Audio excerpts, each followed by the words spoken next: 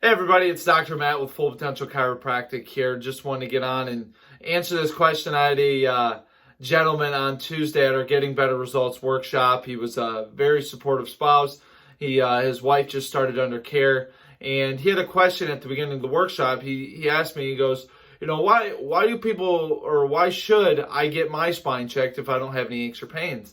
And I typically get that question a lot, especially from the males, because we're typically stubborn. And what I find is they only go to the doctor once a year for their annual checkup, and everything looks great, which is awesome, right? Just because everything on the outside looks great, we don't have any major aches or pains.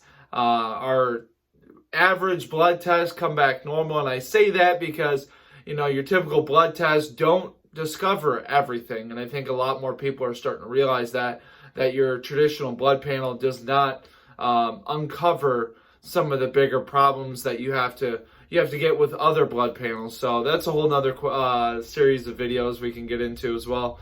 But to answer the question, waiting around for pain is typically a bad solution. That's a big no-no, because pain is the last thing to show up and the first thing to go away. So if we're waiting for pain, that's waiting for a heart attack to tell us that we have heart disease, right? Everybody would tell you that's the worst thing you can possibly do.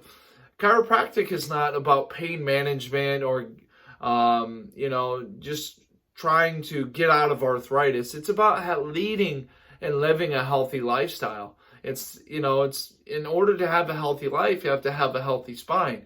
And we all can't see our spines, on the outside. So that's why you have to get checked.